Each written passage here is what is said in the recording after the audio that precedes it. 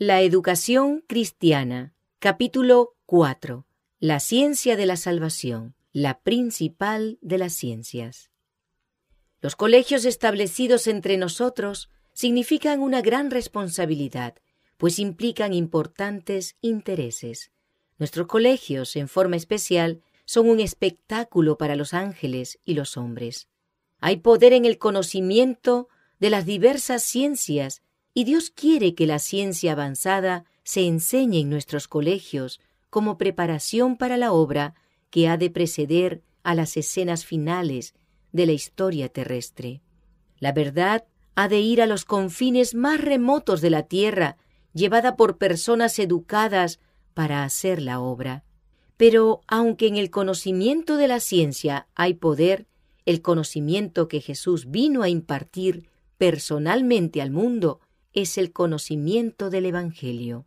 La luz de la verdad debe hacer resplandecer sus brillantes rayos en las partes más lejanas de la tierra, y la aceptación o el rechazo del mensaje de Dios entraña el destino eterno de las almas. El plan de salvación ocupó su lugar en los consejos del infinito desde toda la eternidad. El Evangelio es la revelación del amor de Dios hacia los hombres y comprende todo lo que es esencial para la felicidad y el bienestar de la humanidad.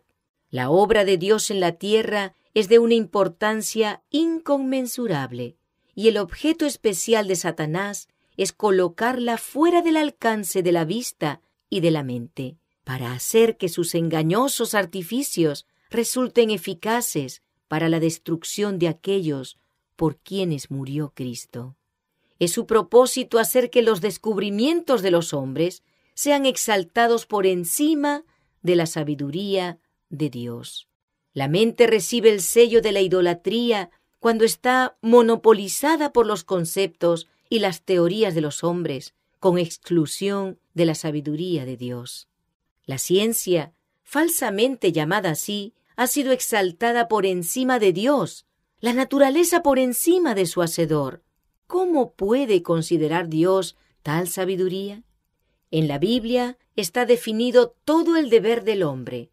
Salomón dice: «Teme a Dios y guarda sus mandamientos, porque esto es el todo del hombre».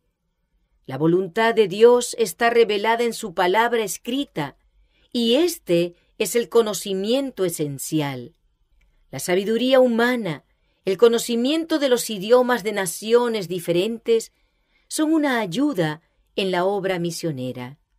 Una comprensión de las costumbres de la gente y del lugar y época de los acontecimientos es un conocimiento práctico, pues ayuda a entender las figuras de la Biblia, a exponer la fuerza de las lecciones de Cristo. Pero no es absolutamente necesario saber estas cosas. El peregrino puede hallar el camino aparejado para que anden los redimidos, y no habrá excusa para ninguno que se pierda por una falsa interpretación de las Escrituras. En la Biblia está declarado todo principio vital, explicado todo deber, evidenciada toda obligación. Todo el deber del hombre ha sido resumido por el Salvador en estas palabras: «Amarás al Señor tu Dios de todo tu corazón y de toda tu alma y de toda tu mente. Amarás a tu prójimo como a ti mismo». En la palabra está claramente delineado el plan de salvación. El don de la vida eterna se promete bajo la condición de la fe salvadora en Cristo. El poder atrayente del Espíritu Santo está señalado como un agente en la obra de la salvación del hombre. La recompensa de los fieles y el castigo de los culpables están expuestos claramente. La Biblia contiene la ciencia de la salvación para todos los que oigan y obedezcan las palabras de Cristo. El apóstol dice: «Toda escritura es inspirada divinamente y útil para enseñar, para redarguir, para corregir, para instituir en justicia, para que el hombre de Dios sea perfecto, enteramente instruido para toda buena obra. La Biblia es su propio exégeta. Un pasaje es la llave para abrir otros pasajes, y de esta manera la luz se derramará sobre el significado oculto de la palabra. El verdadero significado de las Escrituras se hará evidente al comparar los distintos pasajes que tratan el mismo asunto y al examinar su relación en todo sentido.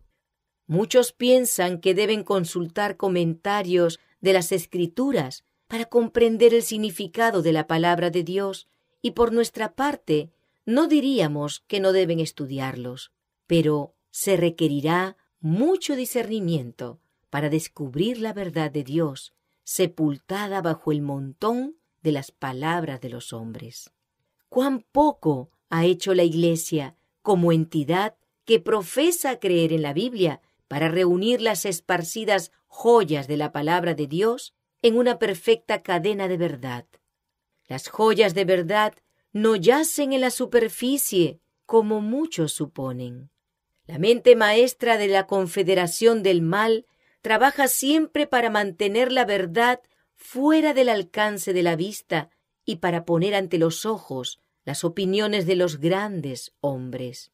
El enemigo está haciendo cuanto puede para oscurecer la luz del cielo en el proceso de la educación, pues no quiere que los hombres oigan la voz del Señor que dice: «Este es el camino, andad en él».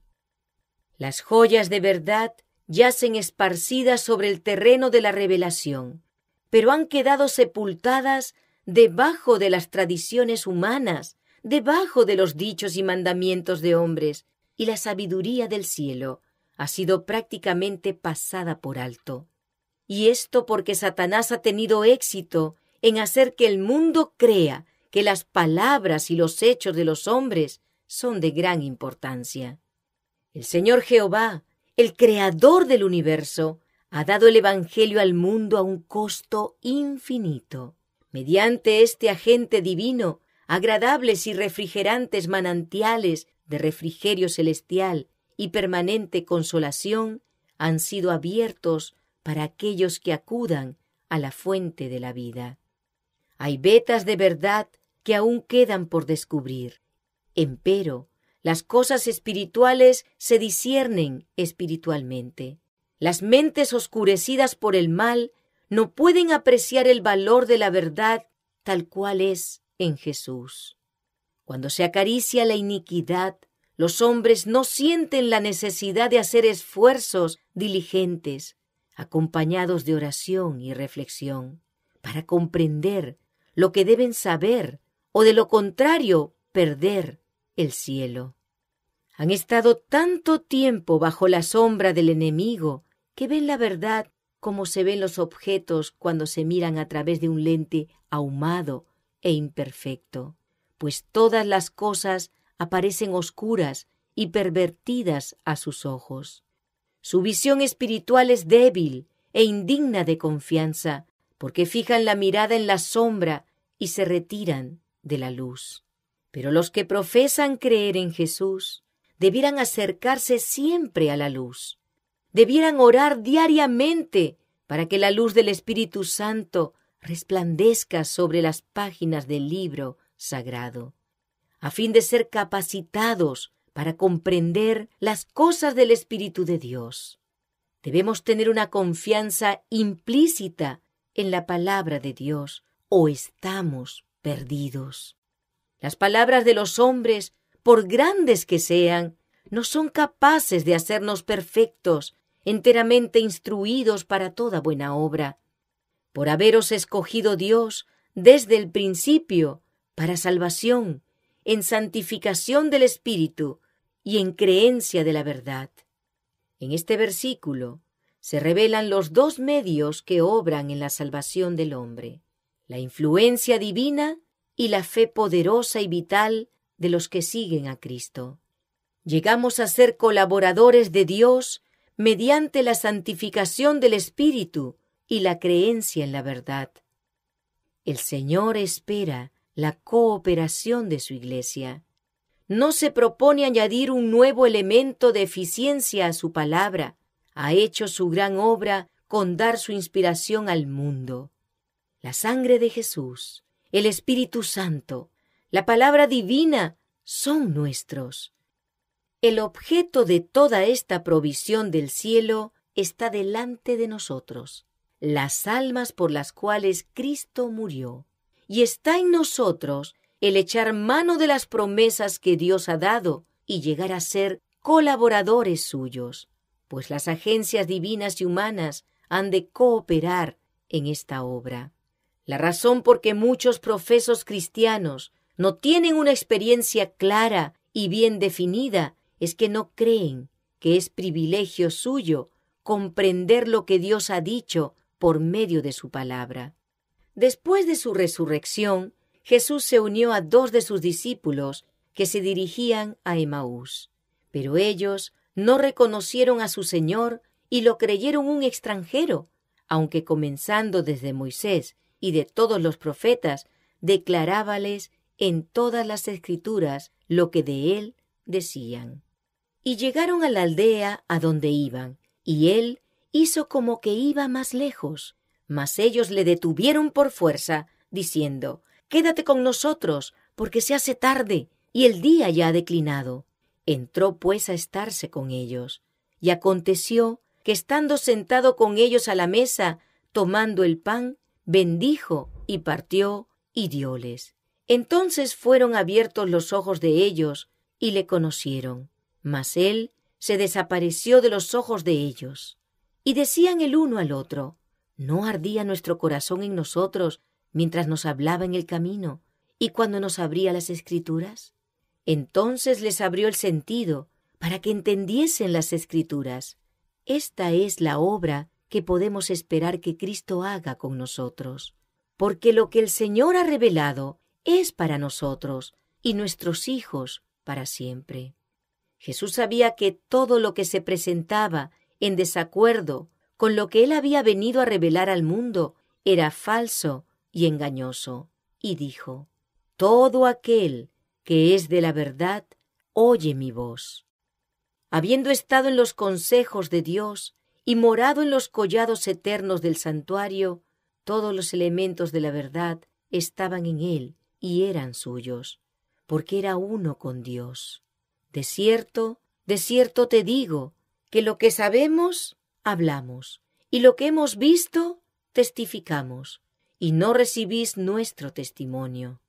Si os he dicho cosas terrenas y no creéis, ¿cómo creeréis si os dijere las celestiales? Y nadie subió al cielo, sino el que descendió del cielo, el Hijo del Hombre, que está en el cielo. Toda palabra de Dios es limpia, es escudo a los que en él esperan. No añadas a sus palabras, porque no te reprenda y seas hallado mentiroso.